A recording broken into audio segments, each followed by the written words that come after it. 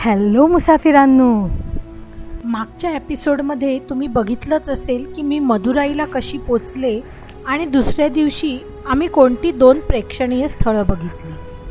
आता ह्या एपिसोडमध्ये दुसऱ्या दिवशी लंच नंतर म्हणजे जेवल्यानंतर आम्ही काय काय बघितलं ते तुम्हाला दाखवते.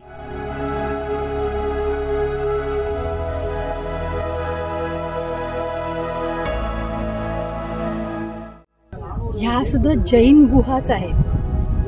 जैन गुहा म्हणजे नॅचरल फॉर्मेशनच आहे.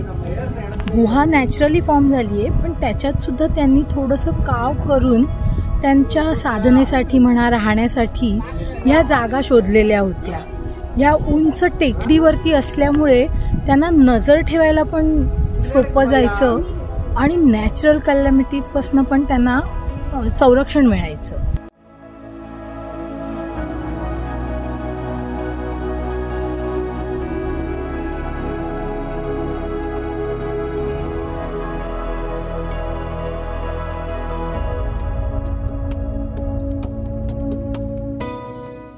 पांढऱ्या हत्तीची काळी म्हैस होऊन जाणारी असं वाटतंय मला.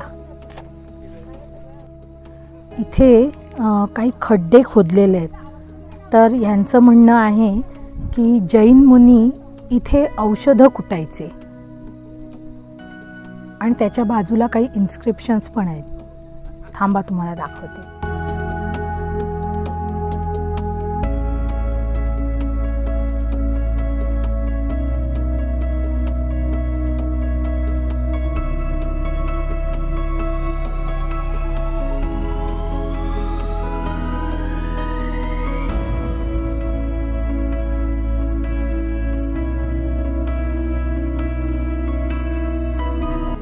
इथे हे जैन तीर्थंकर दगडात कोरलेले आपल्याला दिसतात.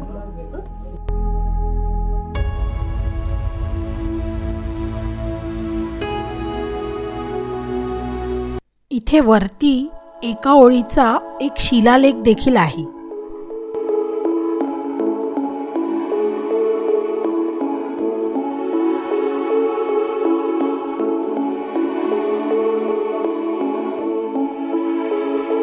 आणि हो, अजून तुम्ही सबस्क्राईब केलं नसेल तर सबस्क्राईब करा, फ्री आहे ते.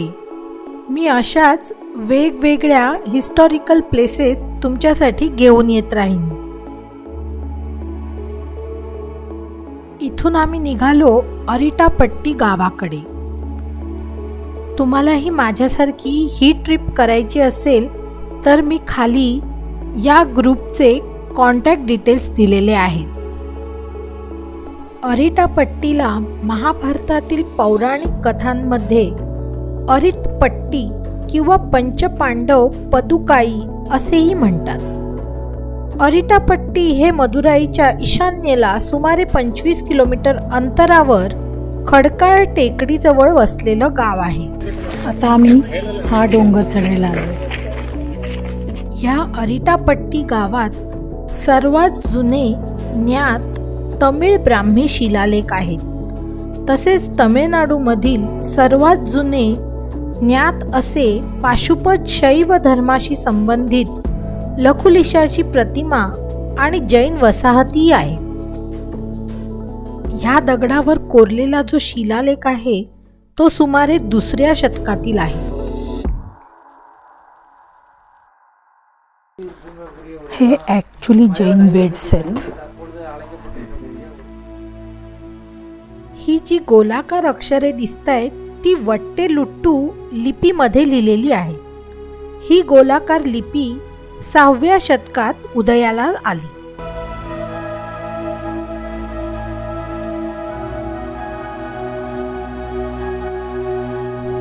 ही जी टेकडी दिसतीये ही चढून जर दुसऱ्या बाजूला गेलो तर ह्या खडकांच्या विरुद्ध दिशेला 7व्या शतकातील शिवमंदिर बघायला मिळतं.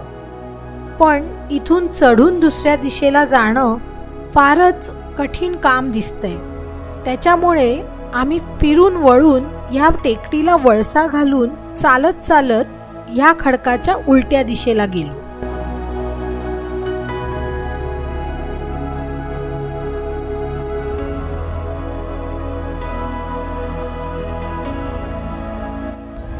आज दिवसभरात मदुराईच्या सगळ्या टेकड्या पार करून झाल्यात, गळ्यात आलेत. समोर एवढा सुंदर निसर्ग दिसत होता ना की मग असं वाटलं की का श्रवणांनी ह्याच टेकड्या निवडल्या असतील. दिवसभराचा सारा क्षीण निघून गेला जेव्हा आम्ही हे दृश्य बघितलं.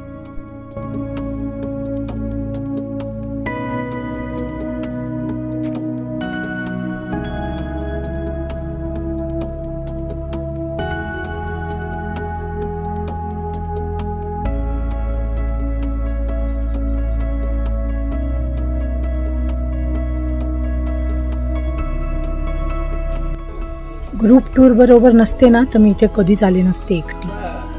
अशा कडे कपारींची मला खूप भीती वाटते. हे शिवमंदिर सुरुवातीच्या पांड्या काळातील म्हणजे 7व्या-8व्या शतकातील अखंड खडकात खोदलेलं मंदिर वास्तुकलेचं उत्तम उदाहरण आहे. या गुहेत गर्भगृह आणि समोर मंडप आहे. हे शिवलिंगही या अखंड खडकामध्ये खोदून खडकाच्या मध्यभागी कोरून काढलेलं आहे. एका कोपऱ्यामध्ये विनायक म्हणजे गणपती आणि दुसऱ्या कोपऱ्यामध्ये लखुलिशाचं शिल्प आहे.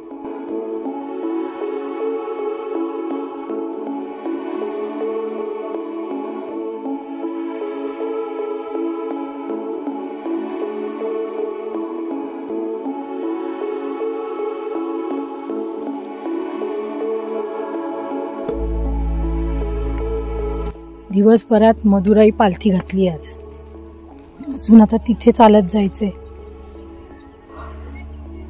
ही पायवाट दिसते त्याने जायचंय तिथपर्यंत. ढगांच्या मधून ज्वालामुखी निघाल्यासारखा वाटतोय.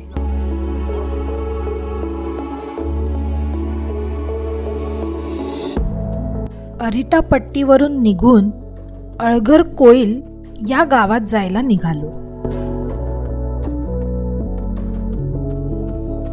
इथलं कुडल अळघर हे मंदिर हिंदू देवता विष्णूला समर्पित आहे. द्रविडियन स्थापत्य शैलीत 6व्या ते 9व्या शतकादरम्यान हे बांधलेलं आहे. मंदिराभोवती ग्रॅनाइटची उभी भिंत आहे. उंच निमुळत होत जाणारं प्रवेशद्वाराचं गोपूर आपली नजर खिळवून ठेवतं. 5 थरांचं राजा गोपुरम आणि त्यावरील शिल्प त्यांचं रंगकाम बघता बघता अर्धा तास निघून गेला. रात्र झाली आणि इथली शयन आरतीही सुरू झाली. मुख्य मंदिर खूप प्राचीन असलं तरी त्यातलं मूळ मंदिर हे पांड्यांच्या काळात बांधलं गेलंय असं मानलं जातं. विजयनगरच्या राजांनी आणि मदुराईच्या नायकांनी 16व्या शतकात इथे काही मंदिरं नवीन घडवली. तसंच इथल्या प्रसिद्ध खूप खांब असलेल्या मंडपाची निर्मितीही केली. भूदेवी, वराह, दशावतार, लक्ष्मी नरसिंह, नारायण अशी वेगवेगळी शिल्प आणि त्यांच्या कथा हे या गोपुरांवरती कोरलेल्या दिसतात. ह्या गोपुराचं वैशिष्ट्य म्हणजे याची सावली जमिनीवर पडत नाही.